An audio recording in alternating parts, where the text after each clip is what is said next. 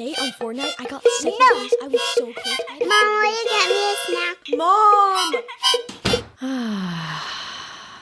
It's time for adult conversation. With me, your host, Brandy Ferner.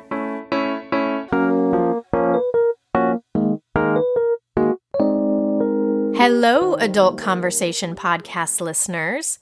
In this episode, I am talking to someone we all need right now.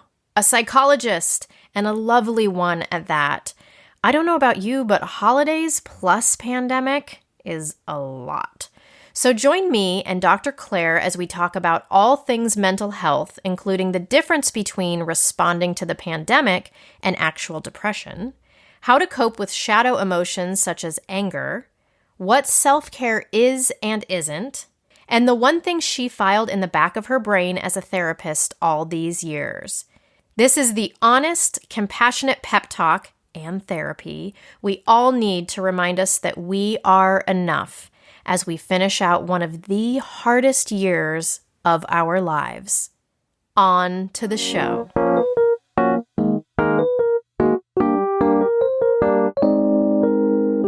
Today on the podcast, I'm welcoming Dr. Claire Nicogossian, who is a clinical psychologist, clinical assistant professor, and author of the book, Mama, You Are Enough: How to Create Calm, Joy, and Confidence Within the Chaos of Motherhood. Yes.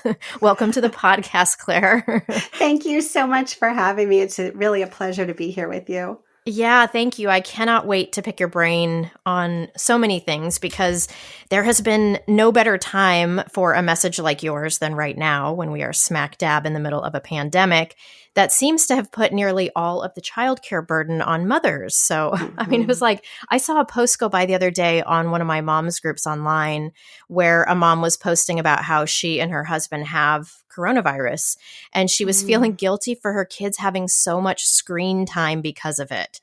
And if that's not a sign of moms who have high expectations of themselves, I don't know what is. You know, you're in a pandemic, you have a potentially deadly virus, your normal childcare and support systems are not the same if they're there at all, and yet you're concerned about screen time. And the thing is, I swear I would feel the same way. So it's no judgment on this mom because I was like, that's it made me realize this is how modern motherhood is. And B, I thought I would probably feel the same way. So anyway, I'm looking forward to picking your brain about all of this stuff. But before we do, what is something that you think the listeners need to know about you?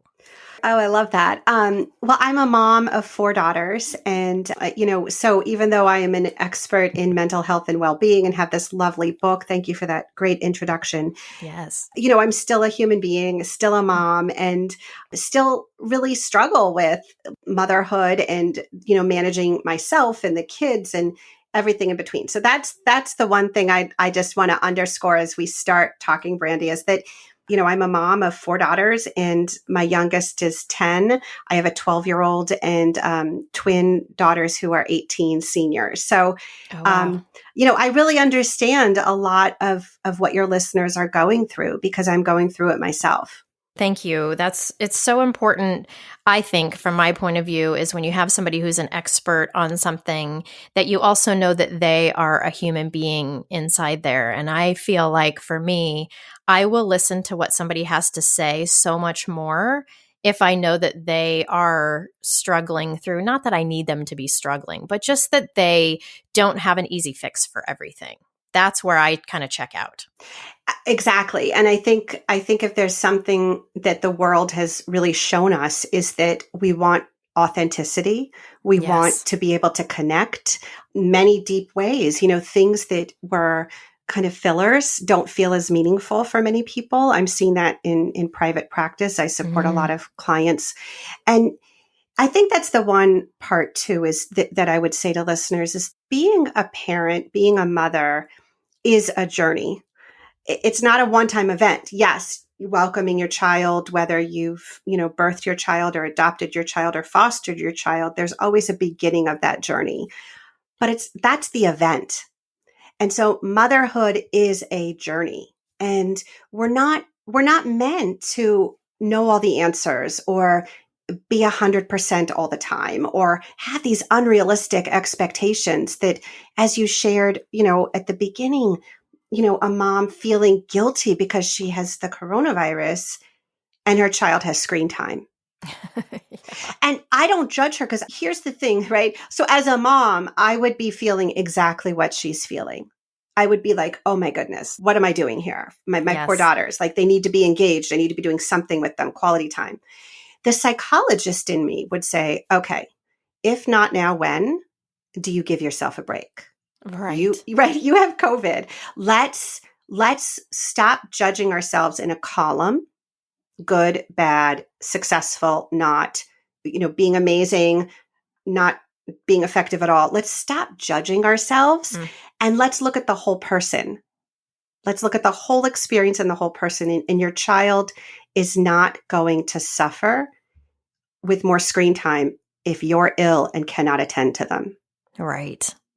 Yeah, that's so true that we have these categories that we like to put ourselves into. I was even just thinking about this in terms of I have a thing that I write every year at the beginning of the year that's the goals that I want to achieve for this year. And I was laughing because I was thinking, I'm going to go back and look at 2020 and see if I've achieved any of them because of the pandemic. And I was laughing as I was reading them like, nope, nope, nope. And there was a part of me that was starting to feel like, wow, I didn't achieve any of my goals. And then I had to step back and be like, wait a minute. The building that I did towards these goals and the future of these goals, that existed and that cannot just be thrown out. And I think that that's similar to what you're talking about, which is it can't just be, especially hit me when you said the successful, unsuccessful. Like it's not a black and white column, that there's a lot of gray there. Exactly. And that's so well said. And I think that the way that I would reframe that is like, wow, what an incredible year. My intentions were on paper and I was ready, and the world gave me a curveball. So I had to pivot and readjust, and I'll look at those goals and see, what do I want to keep or what do I want to readjust? So I think if we as moms can breathe into this flexibility, that we don't always have to have everything figured out, that we can be flexible and understand that we're thrown a lot of things that are out of our control and we're just doing the best we can. Yes. And where do you think that comes from? Like, why are some people good at that, of giving themselves a break? And why are other people not good at that? And how can the people who aren't good at it learn to be better at it?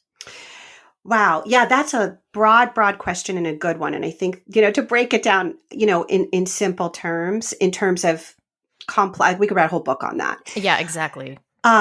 So, from my experience as a mom and a psychologist, the perspective I can say is this: we want things to be just so. We get very connected to outcomes. We get very attached to what we want something to be. And who we are as we go through the process of raising a little human being, we grow and evolve just as much as our children do. And so it requires this, circling back and looking at oneself and imagining, like, is this something I would do again? What are the pain bodies or the wounds in my childhood? How does that inform me about who I am, how I run my home, how I show up in the world as a parent? I think, we all make decisions about our mothering based on our own experiences.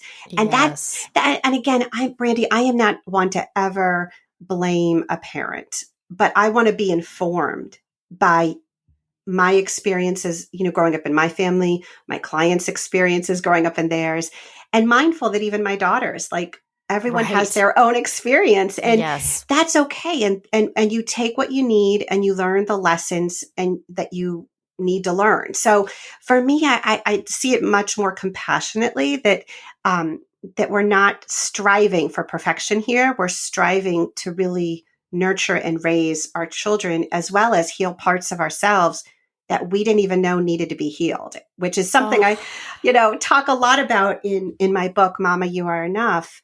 Is that motherhood really, I have felt and experienced, opened up an opportunity to heal those parts of yourself you may have forgotten about, experiences you may not have wanted to remember.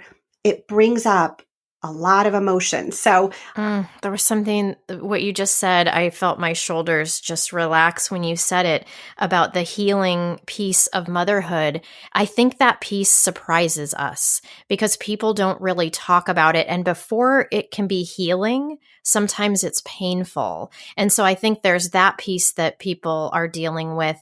And then another thing that you said about how we are parenting from, our own experiences of being parented or specifically being mothered.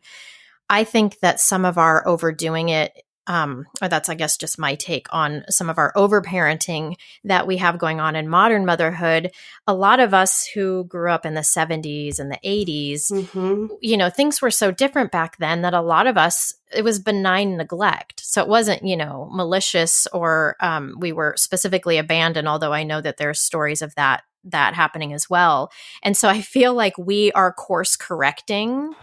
And we're going way too far, right? Like the pendulum is swinging way the other way because we thought, oh my gosh, my parents weren't around, or somebody should have been around to help with these things or see this. And so instead of saying, I'd like to do a little more of that with my child while also maintaining some of the freedom and autonomy my mother had, instead we go, I will be there for every moment. They will never feel a moment where they are not the center of my universe. And that sets not only us up for hardship, but I think our kids as well. It's so true. And, what happened in the 70s and 80s, parenting, when we look at the literature and the research on parenting and attachment theory, it's really relatively new. I mean, the field of psychology relative to the modern era, is pretty new. It's a new science, and there's research and a lot of studies that have gone on since then. But in the 70s and 80s, we had something really interesting going on. We had in the United States, a sociological experience where women were working. Women could get their first credit card. I think it was in the early 70s without her husband's permission. Thank you, Ruth Bader Ginsburg, for that. Thank you. Thank you. Right. Yes. Amen to her.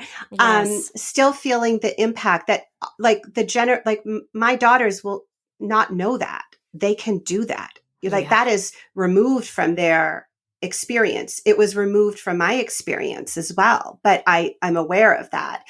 So we have that piece that women went back to work and started to have more agency over, their bodies, their careers, how they showed up at home. But you also had in the 80s something else that was happening, which is a lot of divorces. And so what I see in my practice when I work with parents, they come in with a lot of wounds from their childhood, maybe because their parents were divorced, maybe because, their family, like you described, someone wasn't there navigating or available. And so what ends up happening is they overcorrect. Yeah.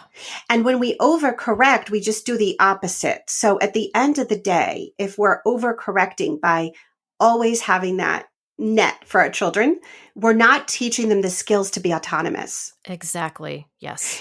So that's what I always hold in my heart, is that who I am as a mother, 18, 19 years ago, when I first became a mother to premature twins. Oh, wow. Oh my gosh, right? Yeah. I was a different person then than I was when I welcomed my third daughter and my fourth daughter. And that's okay. I grew with my girls. I grew as a mother. My husband, he's grown as a father. And so, we're not meant to stay in one place.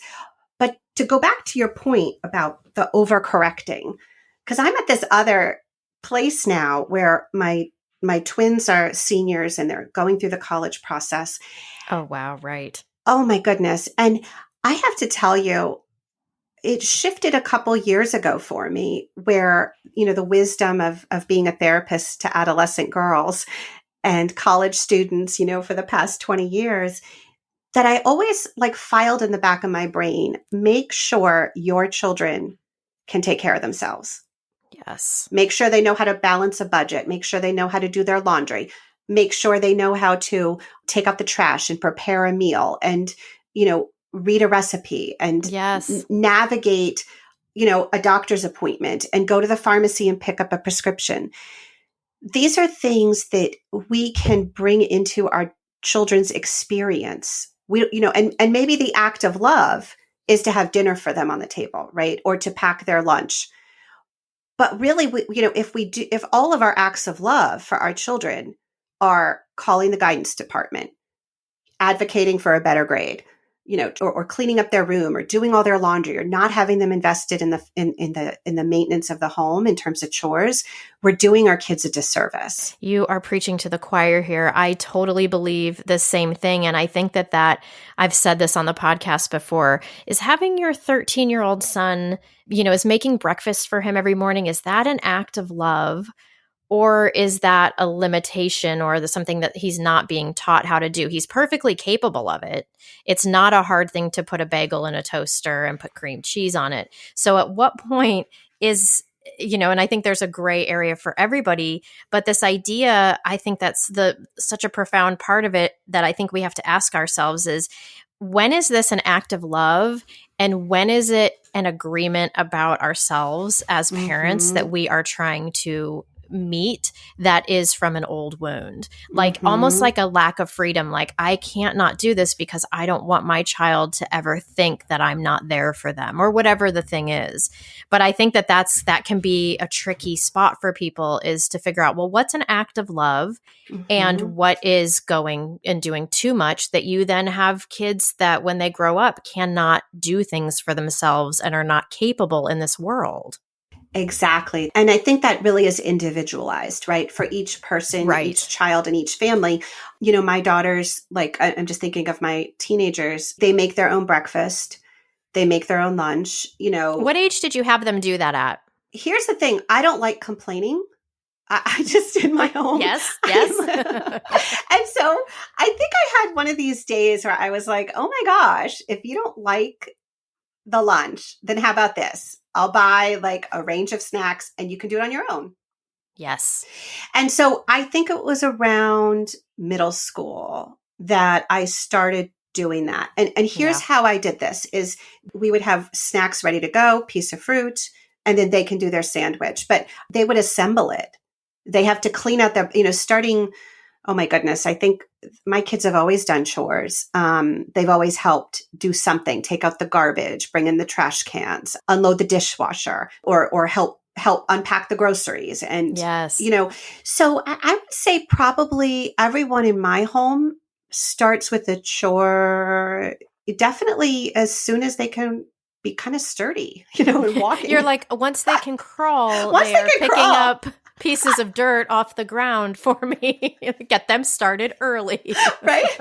It was so funny. But lunch, again, so for my older two, they're really great about packing things and eating, being very mindful of their nutrition.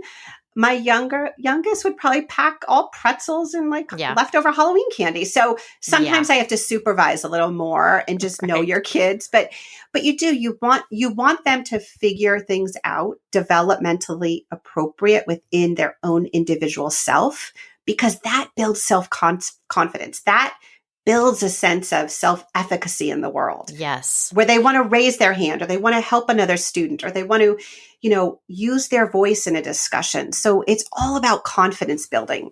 Yes. And that's how I feel about my parents, and the sort of, I hate to call it neglectful, because it was definitely not that, but more of that just sort of 70s and 80s parenting that had me doing a lot of things on my own at a very young age. And as much as there can be some consequences to that, also, I love what it gave me in terms of my own confidence and what I had to figure out in the world. So I was always excited to raise my hand, and I felt competent. I felt like I could do anything. I remember I went on a trip, on a plane trip by myself, which back then felt so huge. And I had a layover and I was alone. I think I must have been 10 or 11. And I was just like, I know how to do this. And so that's where it's tough, because it's like you want to give your kids all of that confidence and autonomy that era gave you, but then you don't want some of the negative consequences of that. So that's the thing, is trying to find that place where it's like you have just enough of the confidence building skills, but not too much of the neglect that you get in that sweet spot. And I don't know that exists. A lot of times parenting is making the choices that you feel most comfortable with in that moment. with Right. all the information. So I think that's important. I want to reframe what you were saying about how you would describe your parenting or the Yeah. parenting experience you had. And it really falls into the category, possibly, like, I'm using your words. I don't Yes. know this to be true, but, in terms, I'm taking your word for it, but neglectful or mild neglect in the 70s, 80s. It also was very permissive. Like there wasn't as much information for parents. Exactly. And I think that's the one kind of confusing part about parenting right now. And I was confused too. With all of my education and information and knowledge, parenting is really confusing.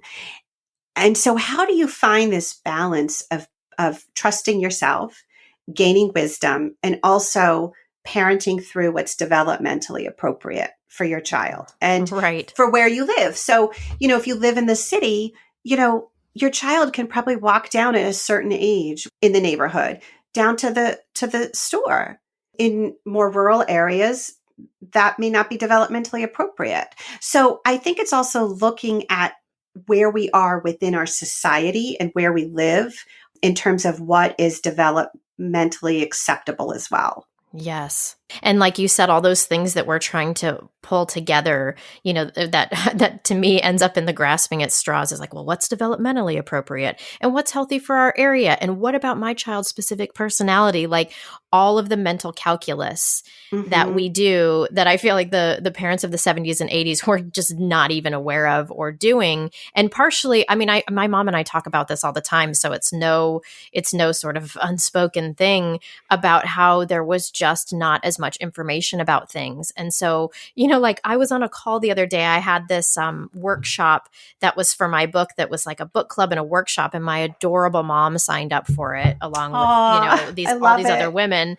And so, there was something from the book that somebody was saying about there was a part where everything had gone to shit, and just at this woman's lowest moment, her son was like, can we go get Pokemon cards? And how it just like broke her down or whatever. And so my mom made this comment to the group that was just so hilarious and telling, that was like, well, I guess had it been me, I probably just would have bought you the Pokemon cards.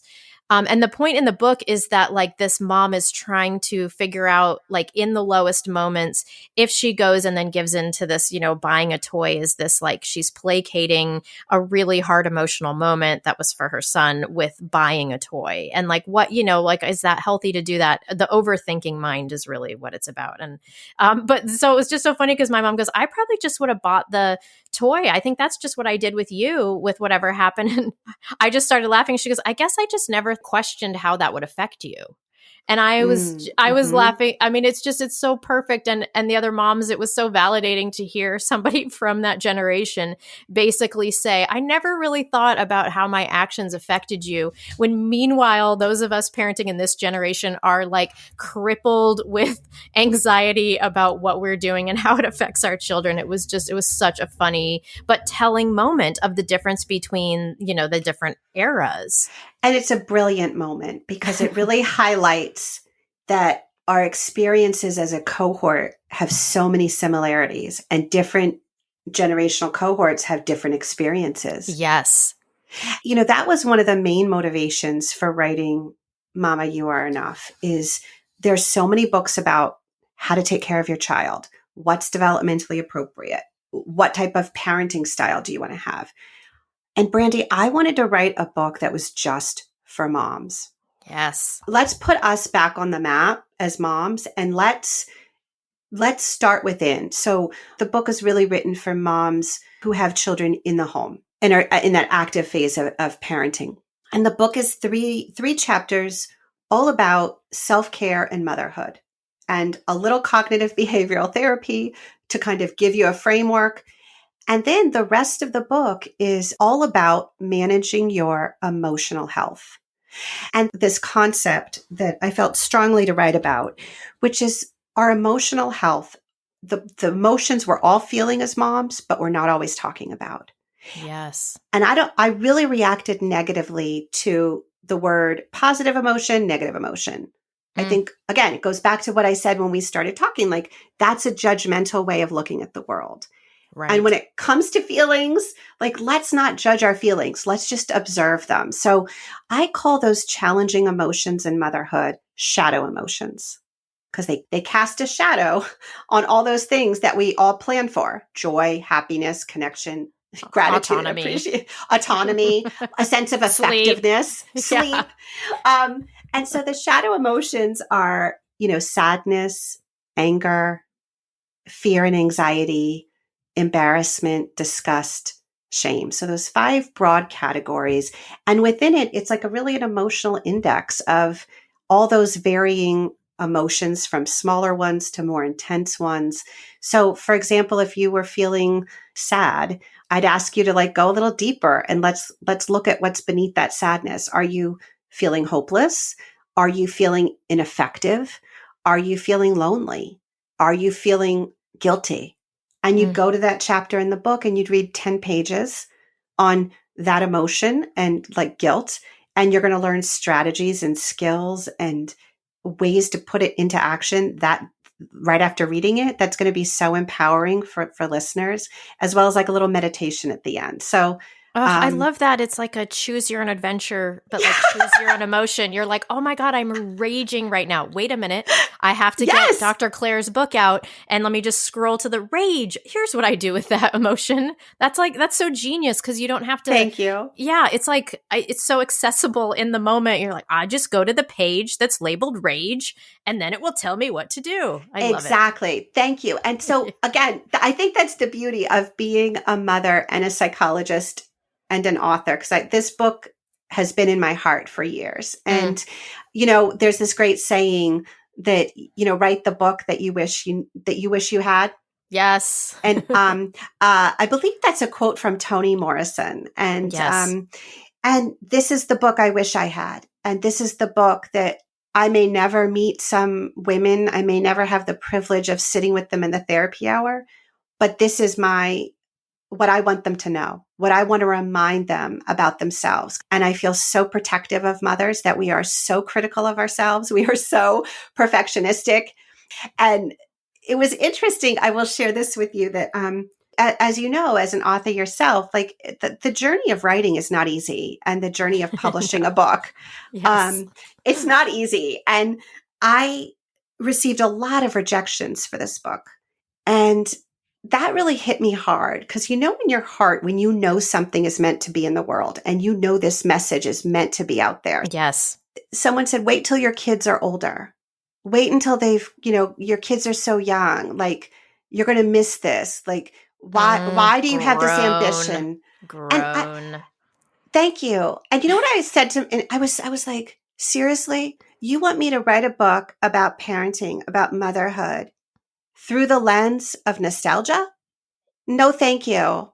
And the second you read one of these books, you know it, you feel it, because you think these words could only be said by somebody who sleeps through the night and has for the past decade. This person has autonomy. This person does not have people interrupting them every 2 seconds. Like, it's to me, it's a distinct difference, because the reality of things, I think it's hard. We all come at it from our own angles, right? But I feel like that nostalgia angle is so beautiful. And as I move closer to that, I see that it softens so many things, but it erases the actual experience in that moment of so many things. I'm so with you on what you're saying here, because if we write from that place, I think personally we do a huge disservice to the people who are in it, because they want something from a person who's in it, who might have a nugget of wisdom for them, not the comfortable, having slept, eats meals, sitting down person. 100%. It's an authenticity. Yes. It's an authenticity of what is going on in your life in that moment. And I am so grateful that I had the experience of writing this book when I was in the thick of motherhood. Yes. Right? Like, and it wasn't easy. Now, granted, I didn't have newborns. I didn't have a toddler. But when I was writing, I would for example, I'd write the sadness chapter. And I felt like I was in character. Yes. I was like, oh, dear goodness, this is dark. This is hard. Because I had to sit with those emotions. I had to sit with guilt. I had to sit with hopelessness. I had to sit within it being ineffective and immerse myself for hours and then coach myself like I would coach a client because I really wanted that authentic experience. And I have to tell you, Brandy, the chapter I had the hardest time writing was anger. Oh, interesting. And I'll tell you why. I think there's many reasons why. That could be a whole nother separate conversation. Yes, right. I think we as mothers, and I'm going to own the I as a mother, but also the collective we. I think there'll be a lot of listeners nodding their head. What does that mean to be angry as a mother and also love your kids? Can those two things happen at the same time? And the answer is yes. Yes, yes, yes. Absolutely yes. But I think it's hard to embrace the anger because it feels so scary sometimes. Yes, absolutely. And I think that we think, I'm a terrible mother. I shouldn't be angry. Mm-hmm. This is joyful. I wanted this. If I'm not enjoying it, do I not love my kids? And it's interesting. You may find this to be true too in your work, is that when I'm talking to a newish mom, let's say a mom of one, who's got maybe like a 3 or 4-year-old, that is a profound idea to them, that you can be angry and love your kids at the same time. And then when I talk to more seasoned moms who've been around for a little bit longer, it's like, oh yeah, I know that. It's like we get initiated to knowing that, something happens and then we learn it. And then when you're in those older stages, you're like, well, of course those two things can exist. And you kind of just take it for granted that that's a thing that but then you see this mom, with a toddler who's losing her mind. I had this happen on my last workshop. Somebody say to me, there was something that you said to me and I have never forgotten. I'm like, what the hell did I say to you that I mean, and then they tell me the thing and I'm like, oh, that was just like in conversation. And it was like some little piece that they'd never heard anybody talk about before. Somebody said to me, I remember when I met you and I had my toddler and it was so hard. You said to me, oh yeah, having a toddler feels like parenting with a gun to your head a lot of the time. And that was just like an off the cuff, like I'd known I felt that way for years about about toddlerhood. And this woman was like, nobody had ever said that to me or validated that to me. And I will never forget it. And that for me was the beginning of being able to see the hardship in motherhood. So I find it fascinating that we forget that the newcomers don't know this stuff yet. So what doesn't seem profound to us anymore is like life-changing for them like it was for us. It's so true. And I think what we need to do is talk more about it for the new moms, for the moms that are struggling. We need to destigmatize our shadow emotions. We're all having them. Let's talk about it. Let's work with it because no emotion is problematic. Emotions, feelings are simply pieces of information about our inner world, our outer world, how those two things are interacting, and what we need to do. And so if we can just look at it with compassion and curiosity and know that it's going to come down, right? It's going to come down the pike, that feeling of anger, that feeling of overwhelm, that feeling of guilt, that feeling of rage, then we can work with it. If we can identify it, we can work with it. But if we push it down and we hide it and we're afraid to bring it out, it gets louder and louder and louder until we're forced to pay attention to that emotion. Right. And then we explode, which is the question that's always like, why do we let ourselves get to the point where we completely erupt? And that's like, we're at our, like, why do we have to hit rock bottom in order to deal with our feelings? Sometimes I know there's people who are more prone to that than others, but it's like, why aren't we tending to it? Or what ways can we be tending to it along the way so that the eruption does not have to be so enormous and we don't have to be brought to our knees? Exactly. So we start there, emotional literacy. We start with our emotions. Of course, our physical health, our sleep, our nutrition, our hydration, reducing alcohol, moving our body every day. These are important foundational skills and activities to have that matches your environment, with your children and your work and your other responsibilities. So when you have that managed, you also have to manage your emotions. And we cannot help our children navigate their emotions if we don't have the roadmap to understand and navigate our own. Right. So let's look at teaching ourselves the emotional literacy, the emotional experience of motherhood, and bringing in this awareness of your emotional world. And then the beautiful thing is when we label an emotion, we can do something with that. Because a lot of us as mothers, and I've experienced this myself, we don't pay attention to what's going on in our world. And so what we're just doing, and we're productive, and we're giving, and we're just trying to tackle the enormous responsibilities on our to-do list, feeling pretty ineffective often. Yes, maybe right. right, maybe feeling resentful because we're not getting enough support. Maybe people aren't listening, maybe people aren't helping or doing their part. So we start to feel a bunch of different emotions. And over time, if we're not taking care of our emotional health, then what happens is we become very reactive. We don't even have time to think because we snap. And I have moments, Brandy, where I yell, I get upset, I lose my cool, but I know how to identify when that happens and to get back on track. So it's not as frequent, but there are times I'm human. I've gotten upset. But then I know when I get reactive, I need to pause for a minute and go back to the practice of understanding my emotions, because when you do, you're responsive. You can be responsive to your environment. You have more choices. Yes. Oh my gosh. Yes. About the choices. And I think what you were saying about becoming so reactive, I kind of feel like every mom goes through this, which is what I find so interesting about motherhood is I think there's so much, it's so complicated and there's so many pieces that go into it. But I think motherhood gives us whether we want it or not, the environment in which we now have to deal with emotions if we hadn't dealt with them before.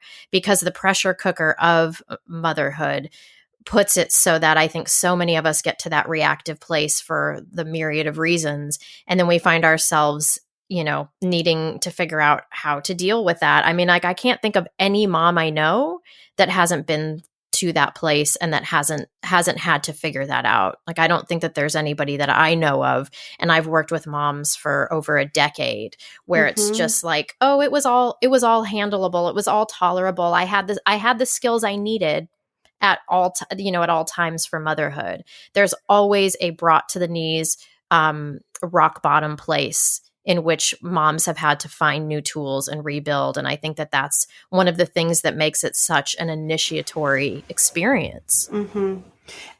Really beautifully said. It's true. And I think motherhood is very emotional. And I think, 18 years plus in, there are many moments I'm brought to my knees. Yeah. There are many moments where I am crying myself to sleep. Yeah. Thankfully, it's not to the point where it's debilitating, but right. the worry, I mean, right now, parenting through a pandemic, yes, the worry for my daughters, the worry for the clients I support, the worry for the teenagers and the young kids, and parents pushed to extremes in terms of their role and their demands, and feeling so ineffective and worrying about finances and stability. I get very overwhelmed sometimes because, yes. and Yeah. and I know that a lot of your listeners and yourself, I'm sure you can relate to that. Oh, yes. Right now is so bonkers. I feel like the rules no longer apply. Like all the rules about, I mean, not really, because obviously we have to keep our heads together. But I guess what I want to say is the expectations don't apply during this time. It's just, I feel like it's a bit of, or not a bit of, I do feel like it's a survival mode sort of thing where you have to re-regulate your expectations, and really by that, I mean lower them in order to make this doable, because the pressures that have been put on us right now and our kids are out of this world, and something, everybody's sick of the word unprecedented, but it's true. They are unprecedented. So I think the fact that we all keep going in this moment and still find a way to show each other love and compassion and gentleness and still get a couple things done every day, I think is like a miracle. I agree. I really agree. And I think it's about really looking at your values right now. And if your values right now is to spend quality time with your child and that's part of the guilt right now that you're not, then something has to be reworked, and you make it a goal 15 minutes to have something quality time with your child and put it in your calendar, and Oh no, is that oh your my fire gosh, alarm? it's a fire alarm. Are you okay though? Do you need to I'm go check on fine. No, anything? Okay. my husband's cooking, so I imagine that's brilliant, Brandy. Wow. This is amazing. And I'm going to keep this in, or I'm going to consider keeping this in whenever there's background. Like, I love that your fire alarm just went off because your husband was cooking. This is amazing. That's awesome, right? I did not time that. So what's funny is today, knowing that we were going to be talking around dinner time, I made dinner around noon. I made a nice homemade soup, and oh, yes. Oh my gosh, it's soup season. I love it. And yes. What's so funny is that all of the kids were fed. So clearly my husband didn't eat the chicken soup, homemade chicken soup. He must have made something else. He just outed himself like in the biggest way ever. I love it. I love it. And he's had to pick up more of the cooking lately because there's no way with this pandemic. Yes. And 2 people working, like, step up, do more, right? But to the fire alarm, right? To the fire alarm. But again, this is the thing, is the expectations are so lowered that it's like, well, he's cooking and it doesn't matter that the fire alarm is going off. Like it's a compromise, right? It's at least it's happening.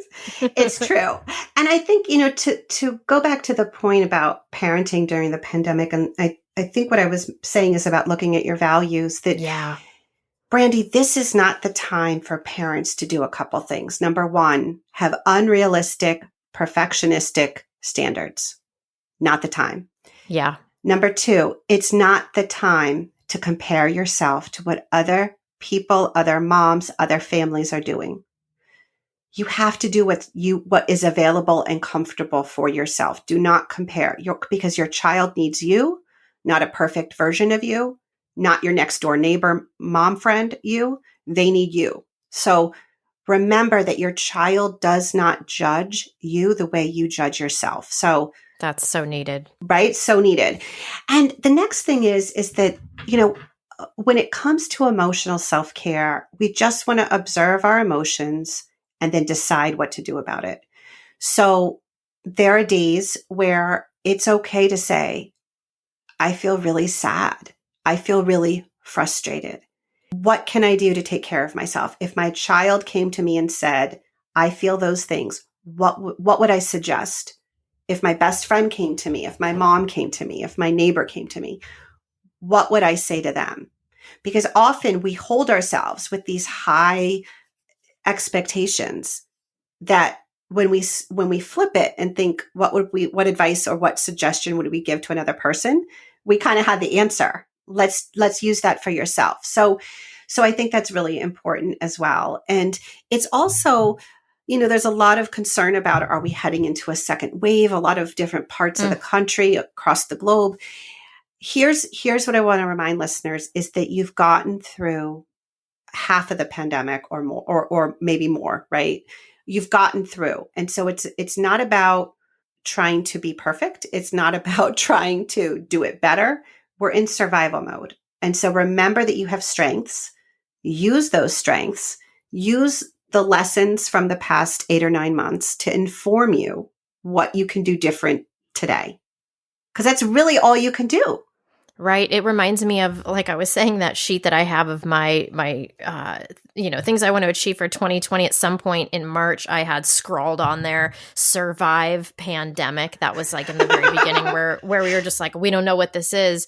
And so as I was reading it the other day, I was like, you know what? I've accomplished one of these things. I mean, also not so fast, Brandy. It's not, the 2020 isn't over yet, and it seems to be bringing something gnarlier every month. But I feel like I have a pretty good feeling that maybe we'll make it through 2020. But even just knowing that the course had to change, and that if survival mode is where we are, and yet we're surviving, that is a win, even though we've lost so much, and the expectations that we had before, we just can't have. But to know that even just still being here and surviving what we've survived is a pretty big deal, even though I know for a lot of people it's like, yeah, well, but what about all the other things? It's like, just for a moment, let's look at this really big thing. It's so true. And I love your perspective because there are people who've lost loved ones to COVID. There are people Yes. who've lost their jobs. There are people who've lost health insurance. They have food insecurity. I mean, there's so many societal issues around it. I work with psychiatry and triple board fellows that are in the hospitals, and it's hard for them. They are working very long shifts.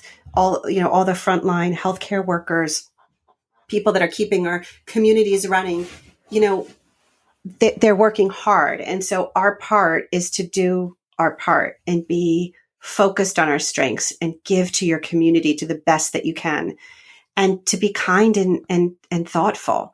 And one person's experience is not always the same for each person. We all have different experiences, but we have choices on how we're going to show up and interact with each other. Yes. And I think that's really important as well, because to your point, we are getting through this and some of us aren't. And so there is some privilege and gift in being able to get up every day during a pandemic to the best of your ability and take care of your family and get through that day. I mean, it's really amazing, isn't it? Yeah. I mean, again, it's like a miracle that it can happen, because I think before the pandemic, a lot of people felt overwhelmed and stressed.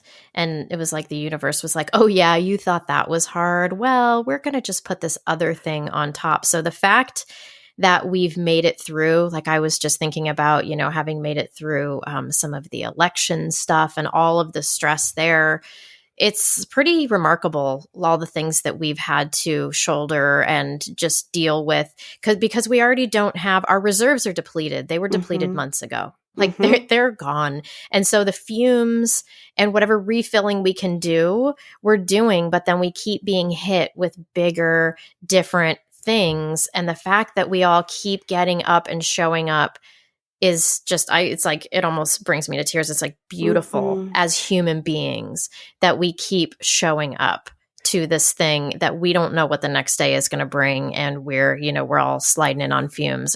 I think it's pretty amazing. And I think it's helpful for us to take a minute and like really congratulate ourselves for making it, another day, another month, another week, all those things. I think that's beautiful. It gives me chills as you're saying that, because I share that as well. And what we're really describing is resiliency. Yes. And resiliency is remembering that you can get through hard things, highlighting the fact that you already have gotten through hard things. And you're creating an environment that's not perfect for you or your children and your family, but you're doing the best you can. And so you are a role model to them. What I've been saying sometimes in session, when parents are talking about, or moms are talking about their kids, bickering and having sibling rivalry, I'm like, wow, then the pandemic must be in the background a little bit, that's a normal thing, right? Developmentally, siblings fight, they argue, they work it out. So there's this strange juxtaposition of having to be aware of what's going on and also still show up. Exactly. With those same responsibilities, and highlighting your strengths and highlighting that, moms, we're shouldering it and we're getting through it. And we're going to get through this next phase only if you don't burn your fumes by unrealistic standards, perfectionism, comparison. The one thing I do want to say, and I feel very strongly about this, is that as a psychologist, people prevent or delay coming in to therapy or talking to their healthcare provider or doctor about symptoms that they're experiencing.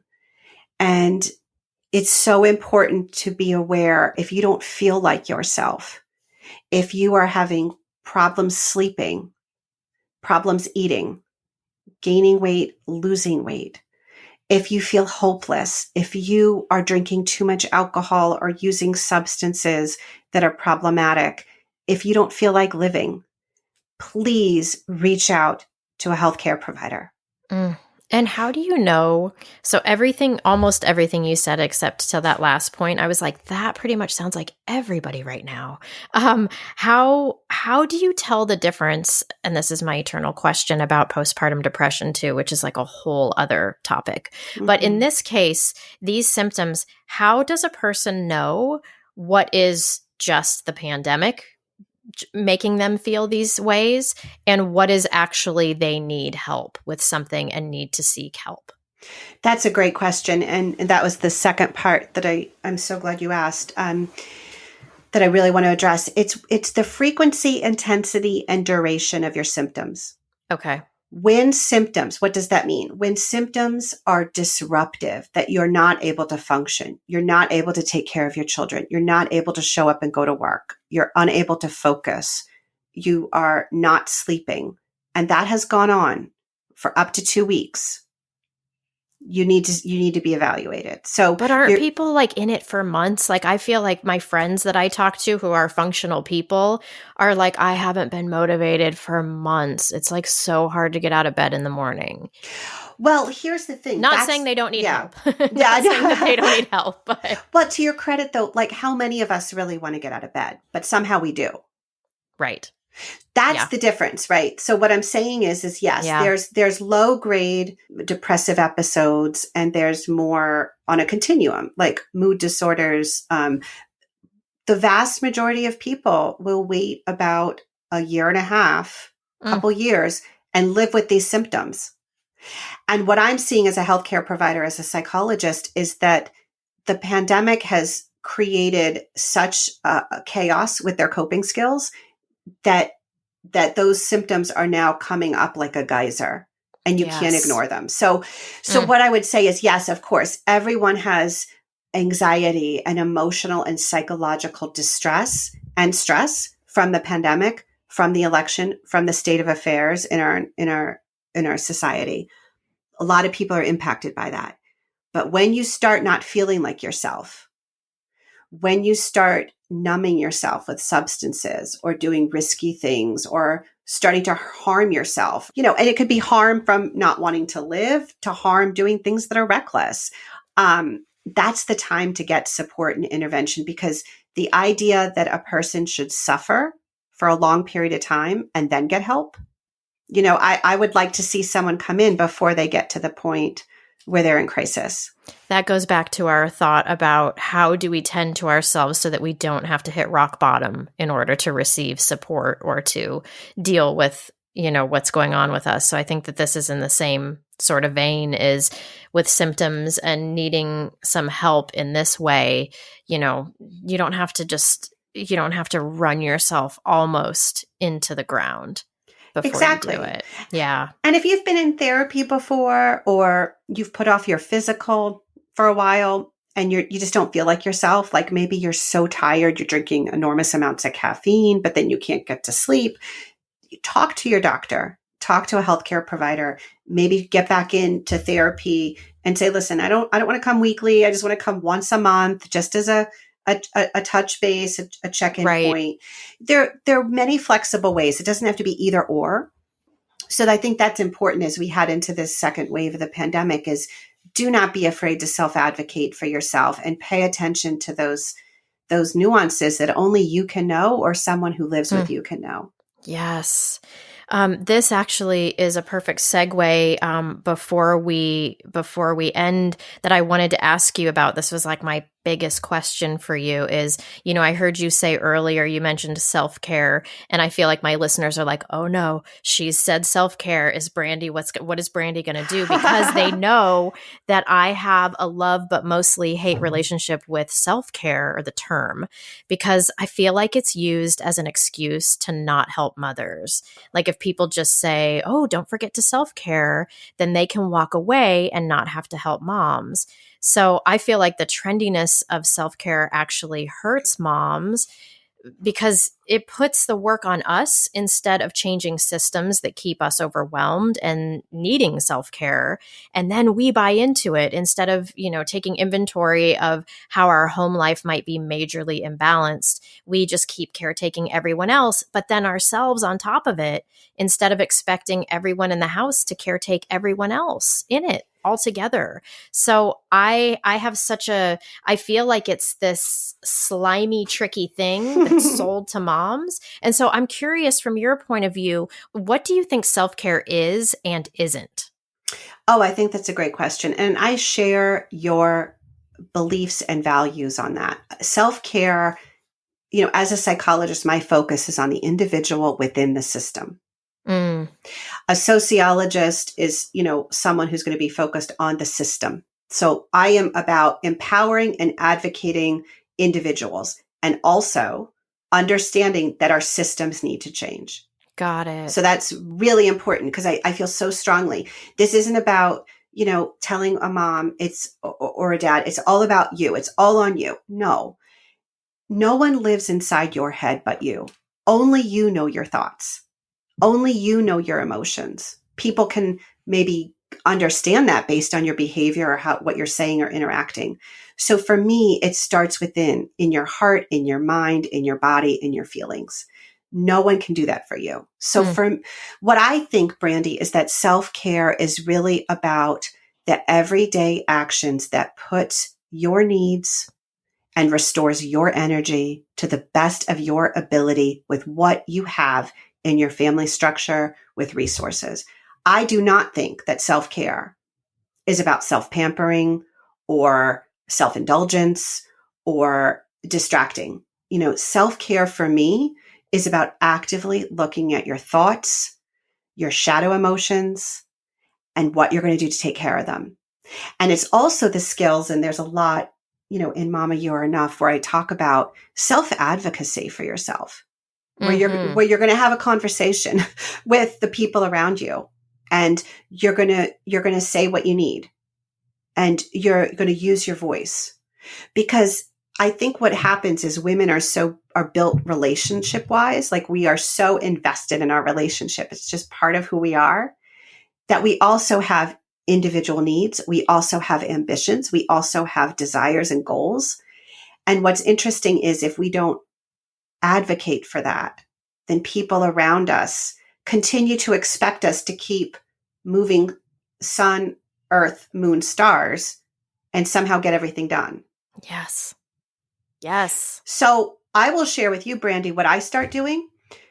And I know you know this, it's called the invisible, workload of motherhood, the mental load. Of course. Yeah. So I do this all the time.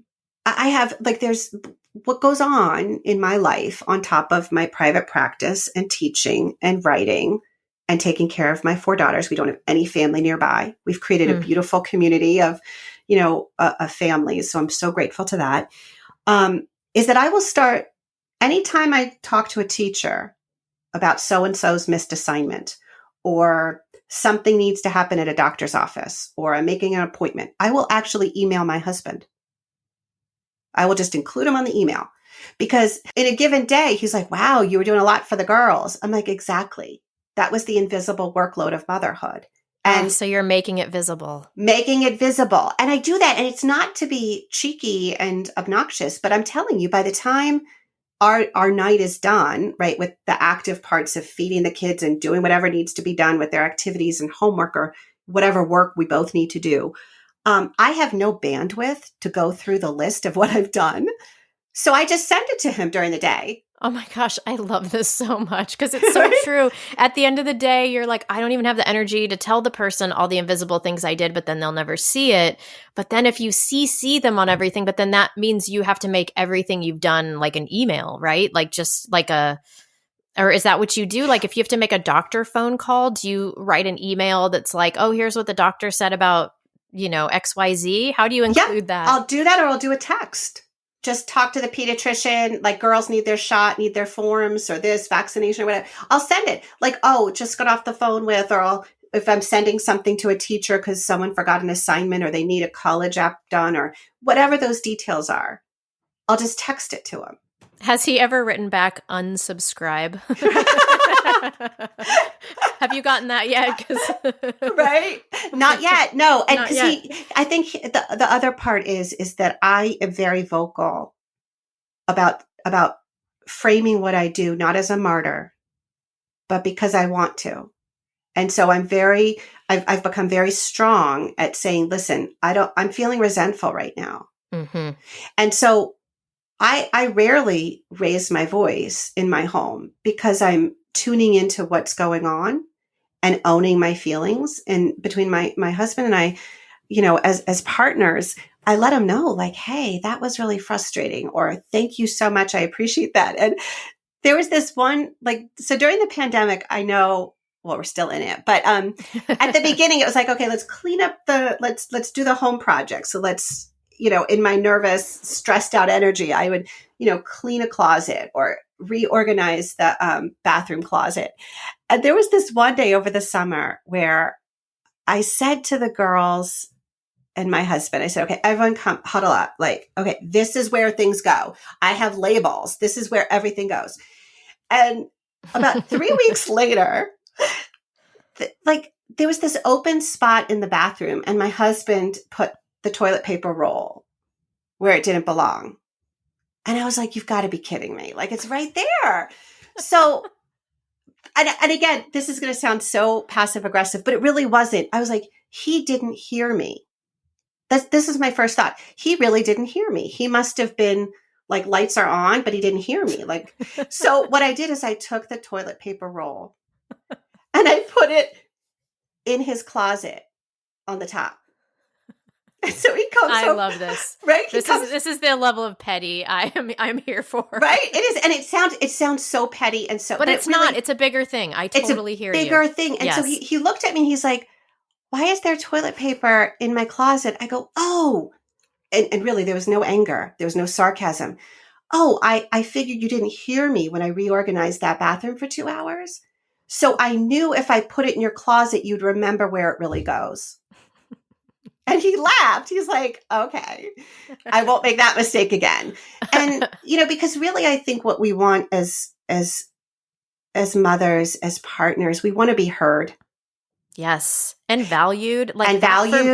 That for me, when you talk about that, how you just spent all that time organizing and then somebody just puts the toilet paper wherever, that is, even though I was laughing because it's like petty, it's really not, because it's like that message says your work was pointless. Mm-hmm. I'm not going to respect your work. And so that's why I think it can be so hard, because we get mad at those little things that are little, but they send a bigger message, and one after another, it just adds up. So sorry, I cut you off, but I recently had an experience like that I was like, oh yes, I so hear you on that. Right. And it's true. And no, I appreciate your experience too, because I think it's really universal. And I think the other part too is, for me, it's like, well, wait a minute. I'm investing. I don't want to use the word spend because that sounds a little more edgy, but I'm investing time to streamline and organize our family. And when you don't cooperate, I feel frustrated. Yeah. And when you don't cooperate, what message does that send? Now, it could be one of my kids too. What message does that send? So mom is the one who, oh, she can handle it. Yeah. Oh, she's used to that. And so it ends up invalidating our value. Yes. Yes. Right? Yes. So again, like I said, I wouldn't do that if I was in a passive aggressive state, because I was in a playful state. I put the toilet paper in the closet, but because I know that if I was in a passive aggressive, really angry state, that would have turned into an argument, because it wouldn't have been nice. Yeah. And as you're saying too, about trying to regulate our emotions if we can be there, which, I don't say this like I have this mastered or even dealing with it well at all, but that's one of the benefits of being regulated. And like you're saying about some of the self-care stuff to get you there, is that maybe some of these things can become more playful. And by the way, your explanation of self-care, what it is and isn't, like, you make me fall in love with the idea of self-care, which is wild, because I have such a hard relationship with it. But exactly what you said, I think all of those things are so important. And it was really helpful for me to hear you talk about the difference, especially in your line of work, between what's going on inside a person and then social, I almost said socialism, a social worker. A social worker is somebody who deals with more of the systemic. And so that's good to know that when some of those messages are coming from people who are working with clients, there's a reason why, because that's really the only thing that they can affect is the person, themselves. And even thinking about, I love that you added the advocacy piece, the self-advocacy, because I think the version that's being sold right now, and I think it's changing a little bit, but the version of self-care that's being sold right now is the one where it's pampering, where self-care is pampering, which again, I think is just a way for others to avoid having to even deal with taking care of moms. And so to have this part of it that's advocacy for oneself, I think is really a big deal. And a friend of mine and I, Kathy, who's been on the podcast before, who a lot of people know and love, we were talking the other day about self-love, the difference between self-care and self-love. And we were talking about how in self-love, that's like, what do I need to say in this moment? How do I need to ask for help? And so I love that you put that part of it in the self-care bucket. Thank you for changing. Thank you for like reframing my thought pattern about self-care and giving me something that actually feels authentic and good. That's a pretty big deal. Thank you. That's such a joy. I'm so honored to have that shift, to be part of that shift for you, because I think it is so important. And that's really cool. And to your point about, self-pampering, that's not going to help you when your toddler's having a tantrum. It's not going to help you, but regulating your emotions will. Exactly. Because a lot of the self-care stuff for people with little kids is you can't get self-care because you have to ask for help in order to get the space to self-care. But then is that technically self-care? Like it's just, it doesn't exist the same for people with small kids. It is. It's so true. And I think one of the biggest gifts that moms with young kids, like toddlers, babies, kids that really only have an attention span autonomously for like 15, 20 minutes before they want to be anywhere mom is, is for their partners to step up and give them time. And for the mom to be okay that her partner's standards don't have to be just like hers. But if they're competent and able to do so, go take some time, because that's skill building for your child. That's skill building for your partner. And that is actually giving a gift to your family. And sometimes you have to literally get away from the home. And that's really hard during a pandemic. But maybe, I work with a lot of moms. I say, go up to the room, go for a walk. Your child will be okay. Right. Get some time, do whatever you need to do to ground yourself. And sometimes I'll be really honest. I will ask clients to bring their partners in, their spouses. And it's not a session to get anyone in trouble. Of course, right. But sometimes, I see my role as a teacher and an advocate. And so I can work with the individual if I have the system in front of me. So I love getting partners and spouses in because then I can do really good work. And a lot of times they need direction. People didn't know, because I think mothers put on such a stoic face. That is such a good point. Gosh, having the system in front of you, like having both working parts of this technically nonprofit that these people are running together called Brilliant. I love it. Yeah. But wow. It's so true. Yeah. Oh, Claire, I so appreciate your point of view on this. I'm so happy that we connected. And I appreciate your time, and you are just like so lovely. I'm like, man, I need to become Claire's client. You are such a beautiful blend of the realness and being able to say and look at the hard things, but also having like such a sweetheart, compassionate way of being. So I so appreciate you. And I'm curious, where can people find you and your book? Oh, yeah. Well, first of all, you just brought tears to my eyes. So thank you for that beautiful summary, because it's been a joy to talk with you. you can find, Mama, You Are Enough, how to create calm, joy, and confidence within the chaos of motherhood. Anywhere books are sold. I'm encouraging, local indie bookstores, as well as, the larger retail stores, Amazon, Barnes and Noble.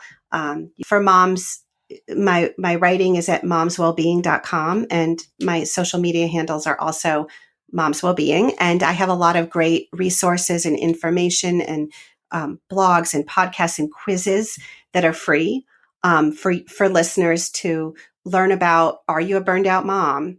How is your emotional health? And I'm going to give you skills and strategies, and you can have the option to sign up for my newsletter. But I also have free resources on Mom's Wellbeing. If you go down to the book page, there are free downloadable resources like a mother mood wheel of emotions. You can track your emotions and figure out like what your main emotion is for the week, as well as a wheel of self-care that goes through all the self-care dimensions we talked about earlier, and a chart on how to manage your anger.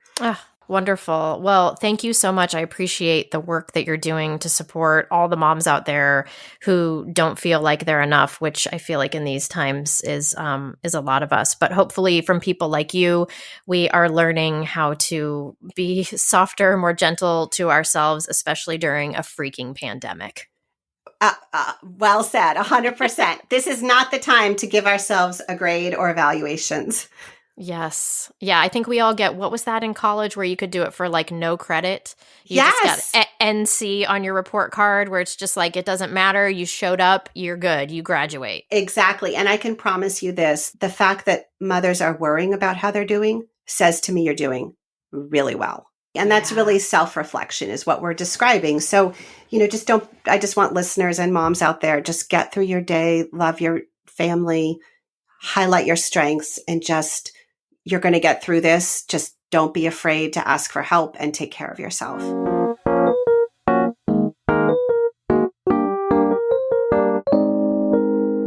I don't know if it stood out for you, but as I re-listened to this episode while editing it, the word ineffective kept pinging me when Dr. Claire would say it. I know so many of us feel ineffective because of the impossible choices we've had to make this year. I don't really think we acknowledge just how wearing it can be to feel ineffective in parenting for a sustained amount of time. So hopefully 2021 actually offers us some better choices. Also, I really want you all to know how revolutionary and needed Dr. Claire's book is.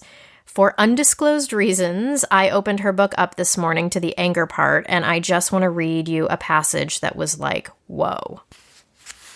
At the heart of anger.